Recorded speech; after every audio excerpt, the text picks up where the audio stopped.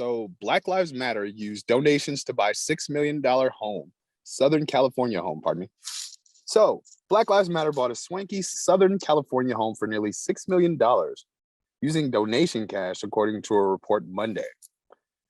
3 leaders of the social justice movement, Patrisse Cullors, Alicia Garza, and Lena Abdullah, recorded a video last June outside the secretly bought home while making the first anniversary of George Floyd's murder, New York Magazine reported.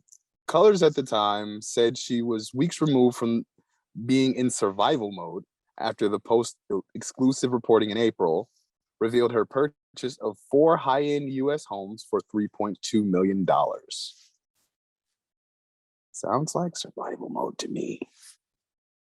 It's because we're powerful, because we're winning, Cullors said of what she characterized as right-wing media attacks.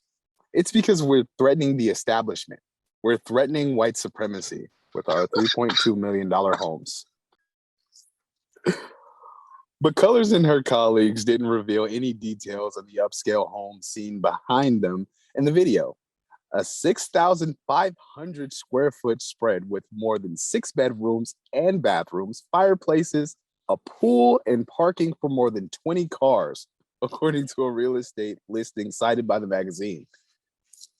The property was purchased in October 2020 with funds that had been donated to the Black Lives Matter Global Network Foundation, according to the explosive report.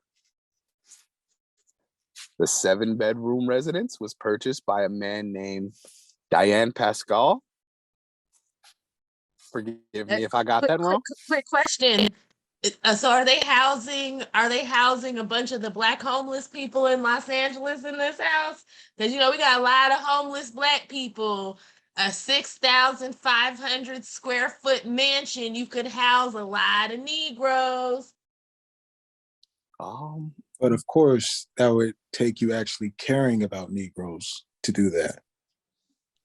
It's true. So the 6,500 square feet isn't for Negroes? Oh, it's no. just for a few people? Oh, yes. Oh, it's for some Negroes. Are they Negroes? Are they Black people? Or are they Negroes? Or are they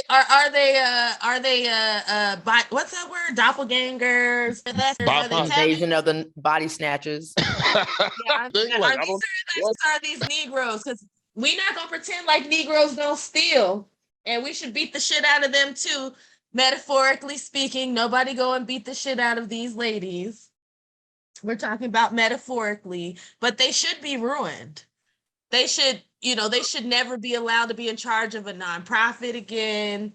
They should never be allowed to be in charge of money, funds, anything, because they're thieves. Thief-ish, allegedly. Well, I'm not going to say that you should do anything that is against the law, but at the same time, if they were in a predominantly Black space, they should not feel comfortable. Like, I think that they should feel a little bit of intimidation, and that's the type of energy they should feel. And I don't know what you need to do to create that type of energy, but I'm just saying. All you got to do is just ask some logical questions like, so why did you buy a house? Just like, where did you get the money from? You can ask them, well, we got it because I did speaking engagements. No. Like, where did it come from? Like, why did you just buy it? Why didn't you take that money and really invest into the Black community? Because it's Black Lives Matter, right? Well, I need to live in a mansion. That's all you got to do, make them uncomfortable. Just ask some logical questions about the money, they're going to start sweating bullets. That's all. That's it. That's all I got, man. Definitely. Anybody got anything else? If not, we can keep going through the article, but I was just making sure because, 6,500 square feet, that's we get some sleeping bags, some air mattresses. Let's go over there, Sam. You about to go over there to live over there. I have a question. How much money is Tamir Rice's mother's house worth? Anybody know? Oh, boom. Oh, shit. Wow. Probably significantly less than $3.2 million, right? I think Yeah. so. And I suspect that the homeless people in California wouldn't have a chance, our people, because in order to get into their good graces, you have to be dead and Black. They can't make any money off of them. They're never going to make it into that house. I'm just saying. See, my question is, why should your family profit off of the death of these Black children and Black men and Black women when their families are still living in the ghetto? Please don't have me pull up Samira's tweets. That's Samira Rice's mother. And Tamir Rice's mother has had quite a bit to say about BLM's profiteering off of the death of Black people. She's not here for it. She doesn't appreciate like all this BLM stuff that they've been doing while, like, again, her son died and they were there with their signs collecting donations. They have $3 million homes and she does not. She's still struggling to survive. She's still in survival mode. This is the Twilight Zone. This is the worst timeline. He's in real survival mode, not $6 million home survival mode. Like, how do you even live with yourself doing some shit like this? This shit is sad. Like this is crazy, man. She get this 66.5 million. They didn't give her 1 million, $100,000, $50,000. Like this is wild. Like, and it's just so blatant too. Like, it's just like the respect our community gets. Like, people could just, oh my, it's disgusting, man. This shit is it's disgusting, man. Like, I don't know. This shit is wild. All right, let's jump back into this article because we got a lot to cover with them.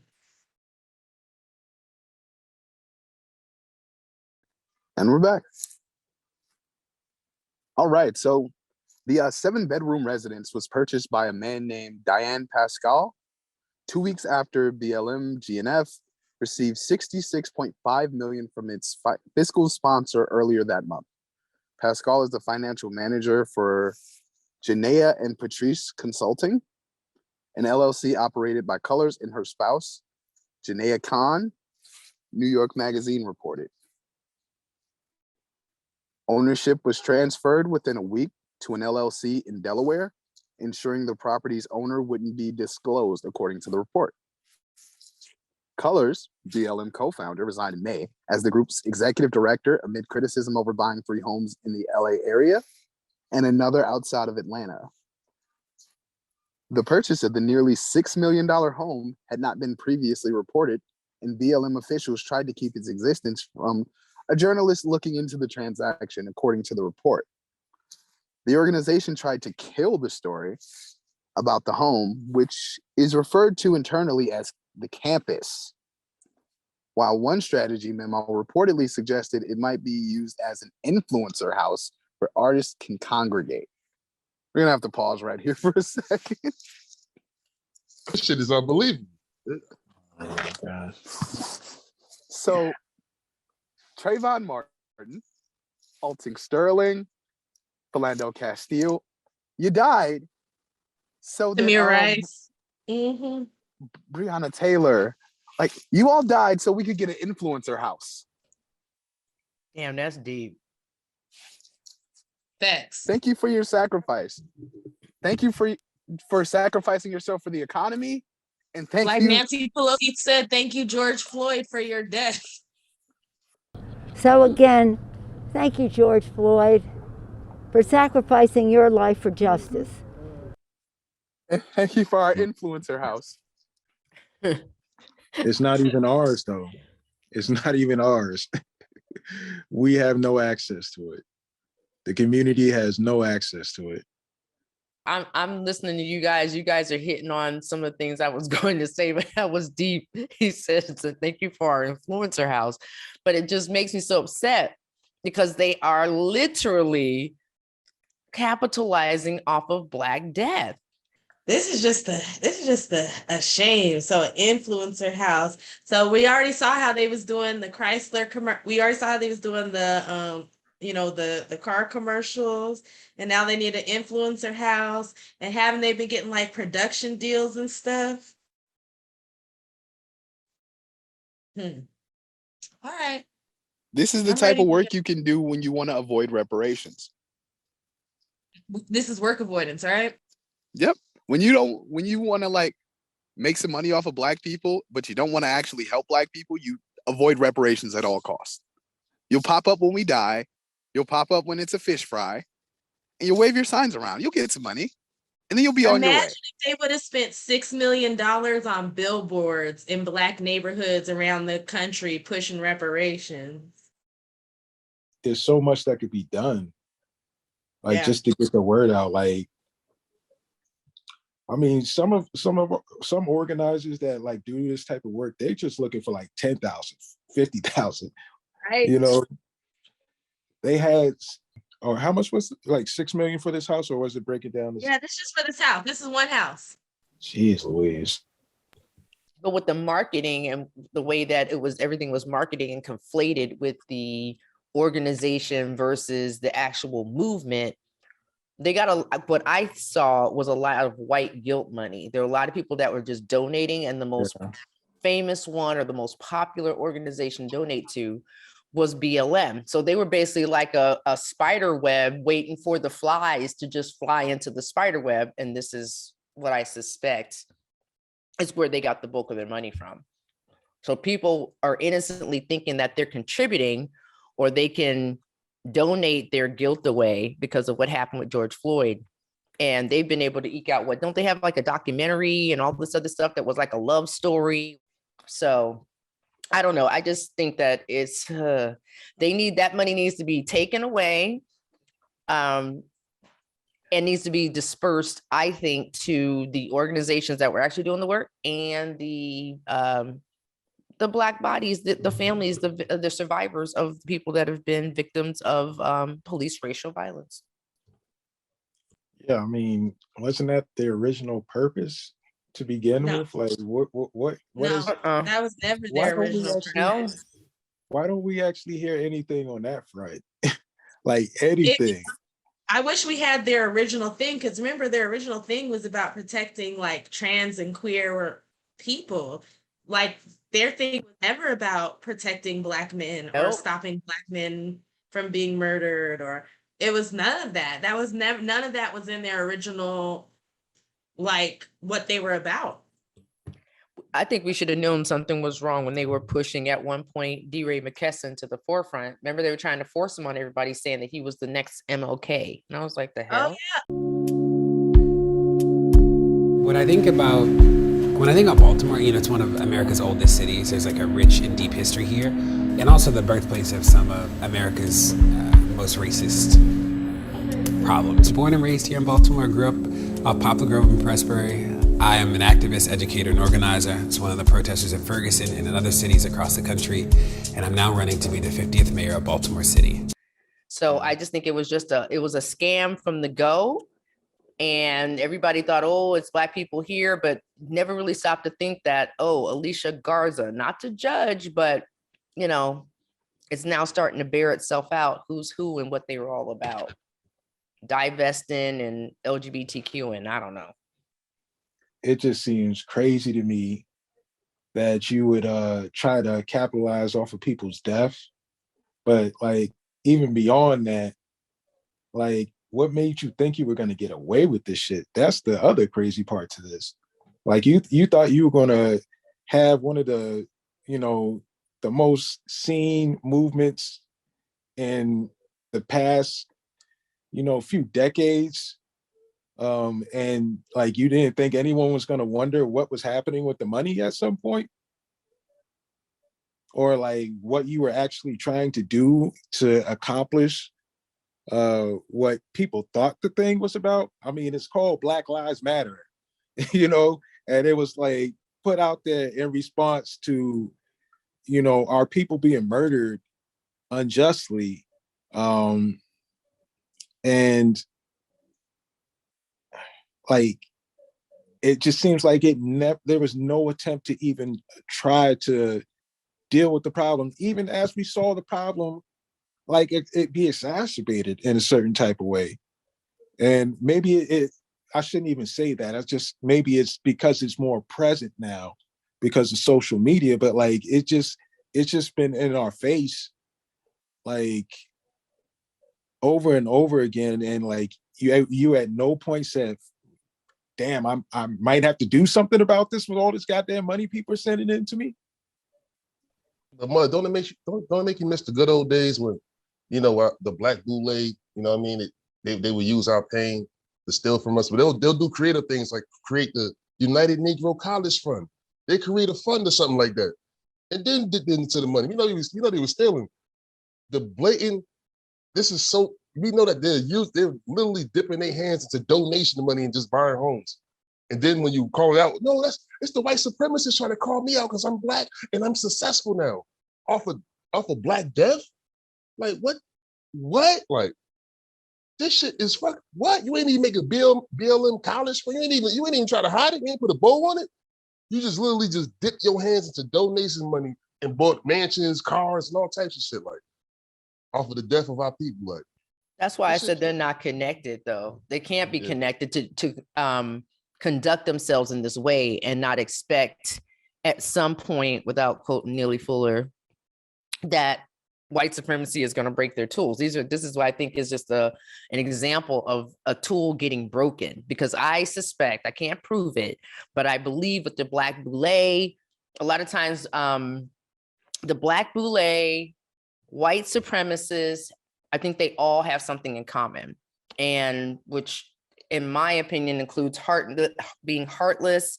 The latter two have otherized themselves, that they think they can do what the white folks do until they don't either need them anymore, or Black Lives Matter didn't pay somebody off correctly, or something's wrong there. But they've always come in with a cold heart talking about Black Lives Matter, which is why they could, unfortunately, and just it's just so malignant that they could just cash in on the death of Black people, which is all that it is. It's kind of like waiting for, I stopped watching the first 48 I used to watch it a long time ago. I hate to give them this name, but to bring them up.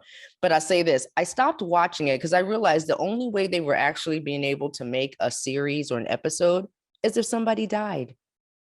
So I'm like, what am I subscribing to? Oh, I can't wait for the next episode of First 48, which means I can't wait until, basically translate, I can't wait until somebody dies so I can sit down and watch a TV show. And I had to really check myself on that. And I stopped watching it. I haven't watched it in like 10 years. Selling out Negroes has been like the #1 business in America. We all know it. And I hate to use this term. I normally try to avoid it because it's so common in Black conversations, but I'm gonna just say it, BLM was COINTELPRO. From the very beginning. Like they were never about anything that they said they were about, they were never about it. They never did anything for Black people. They just took the money and run. They showed up with their lightning rod. They took all the energy and then they left. They went from city to city, from Black body to Black body before it was cold on the ground. They were there with their signs and their donation bags. Imagine if I had done this to victims of the Holocaust. I don't want to imagine that, Joey. I can't. They're going to send, Israel's going to send, somebody's coming to your home. Yeah, somebody's Mossad coming to find you. For real. They coming to come find you for that shit. This shit is crazy. Imagine if I did this to the Sandy Hook kids. Do y'all think like anybody's community would allow me to do that? But like BLM is still here. These people are still walking around comfortably. This is worse than being a snitch. Significantly worse. These people shouldn't be able to show their faces nowhere. They didn't just steal from the community. No, they profited off of death. They profited off of all the racism that we've been dealing with day in and day out. And they got themselves some mansions. With blood money. Meanwhile, the people that actually went through it, they still in the hood. If they actually lived through it, that is. Whatever happened to Darren Seals, by the way? The whole time they was doing this shit, I was telling everybody. I bitch smacked D-Ray in front of everybody. half the motherfuckers that's mad now took his side then. I'm like, how y'all taking this man's side? Why y'all taking this man's side? I had to go this week connection shit. Alright, we back. But and he didn't use none of the money to help Ferguson, none of the money to help the Brown family. I mean, he was just collecting it, building this little campaign off this shit. They try to run for office and all of that. The whole shit was a scheme, and I seen it early because I've been in St. Louis my whole life. Cops kill niggas here every day. People die here every day. Why all of a sudden all these people come here like pretend they care about it so much all of a sudden? That was my whole mentality. Like, where the fuck y'all come from? Where all this fake love come from? You know what I mean? If you weren't here before the media, I ain't take you serious. I don't give a fuck who you was. Tyler Quali, any of the other motherfuckers, I really ain't take none of them serious because at the end of the day, y'all came because of the media. End of story. The CNN ain't show up, none of them motherfuckers would have cared about Mike Brown. So I really wasn't tripping off the shit they was doing. But I just noticed, like, man, these cats is really building a whole fucking campaign off our shit and soliciting all these funds off our shit. And then black folks, we ignorant to a lot of this type of shit because we ain't into that. So when they started the hashtag Black Lives Matter, it was so catchy that everybody shared it, everybody started saying it, and it became so fucking big, so large. People actually thought like, oh, this just a catchy hashtag, but people didn't know this was actually an organization. The founding members are 3 lesbian girls. D-Ray, the girls, Brittany Alexis, the dude Charles Wade, all the people that's involved in this whole in the forefront of this whole Black Lives Matter Campaign Zero shit, they all gay. It's like a gay cult. So they using this shit, they're using their sexuality for protection. Cause the white folk, they gonna protect you when you gay. They fuck with you when you gay. So they soliciting all these funds, doing all this fraud shit. And they're using the fact they're gay as a shield. So you really can't say shit about them because when you do, they come for your neck. They stick together. You know what I mean? All of them eating off Mike Brown death though. Now they traveling. D-Ray, he go to Yale. They give him like 40 bands to go to Yale and speak. They got him as the face of Ferguson. He ain't even from this motherfucker. Never even been to this motherfucker until Mike Brown died. Dude from Baltimore. And they ran him up out of there. Now he down here the face of Ferguson, the face of the movement. They calling him the next Malcolm X. That's a fucking insult. Malcolm X wouldn't even respect that man, let alone be anything like him. But anyways, so you got the Black Lives Matter shit. It's blowing up, and if you notice, as it's blowing up, you're not hearing about Mike Brown anymore. You're not hearing about Darren Wilson anymore. You're not hearing about the Ferguson Police Department anymore. We're not hearing about none of this corrupt shit about McCullough, Jay Nixon. You're not hearing about none of this shit no more. All you're hearing about is Black Lives Matter now. They took the energy away from Ferguson.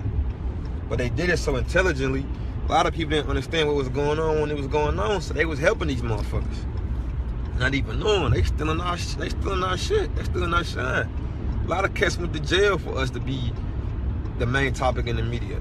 A lot of cats risked their life. Spook got shot in the head. She could be dead right now. You know what I mean? A lot of shit happened for this shit to grow into what it became. There was an opportunity to really fight back and really make a change in Ferguson and Missouri as a whole. But as you see, nobody was indicted. Most of the people that was in office still in office, and nothing really happened. They just clearly got away with murder. Nothing happened. Now they on to the next city, then the next city, then the next city, then the next city, being superstars off our shit we created here. While we sitting back still like, damn, what we gonna do? Then after Mike Brown, it was Eugene Powell. Then you had Von Derek Myers, and so on and so on and so on. Cops ain't stopped killing her since Mike Brown died. And what Black Lives Matter doing about it? They just collecting checks. I ain't heard of them paying for no funerals. I ain't heard of them starting no programs for the youth, building no centers, nothing. You know what I mean? So we back at square one, back where we started. No justice, no nothing.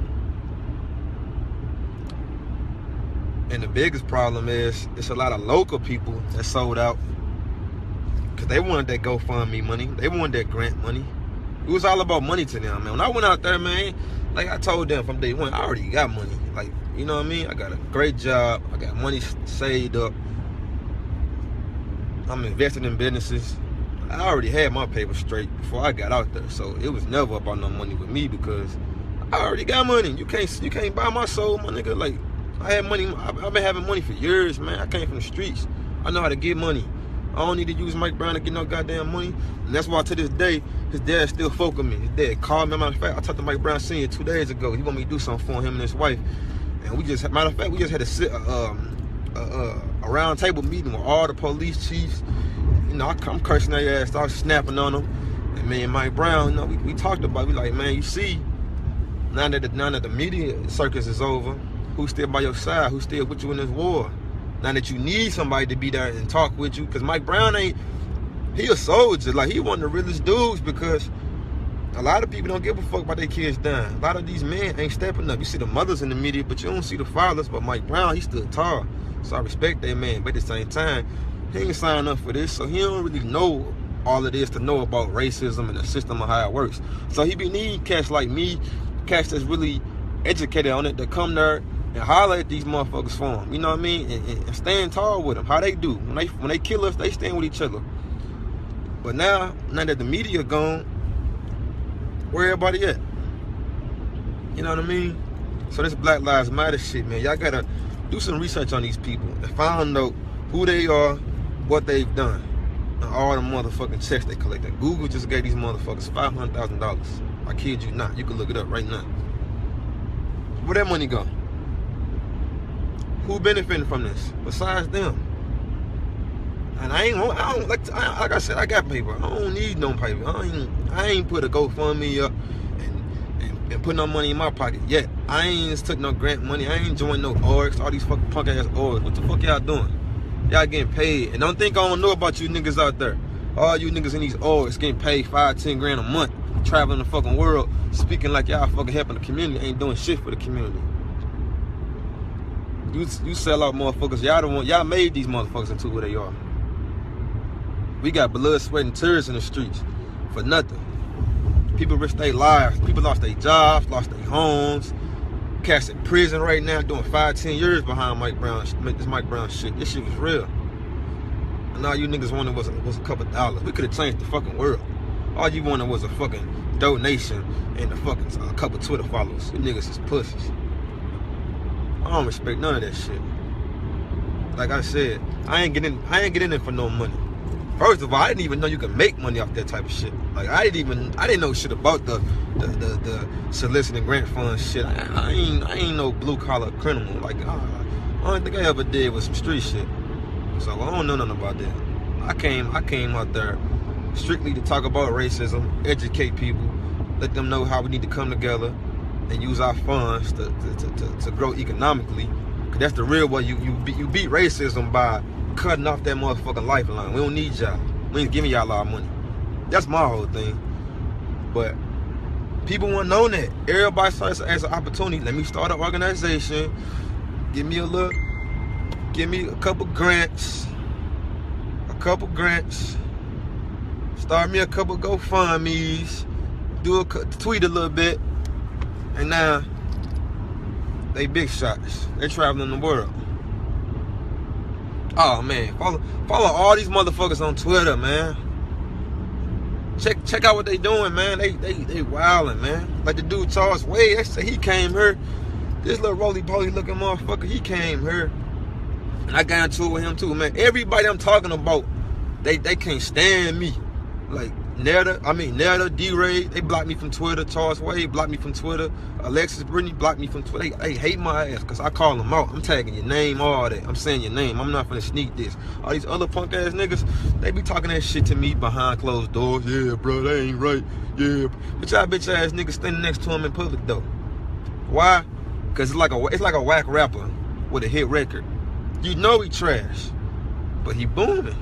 So you don't want to call them niggas because you want to keep your ties. That's what they doing right now. They want to keep their ties with these motherfuckers because they popping. I don't give a fuck about that. I don't care how many followers you got on Twitter. Fuck you. You's a fraud. That's blood money. It's soliciting funds from a dead kid. I don't give a fuck how much money. How many Twitter followers you got, how much money you got. I don't need you pussies.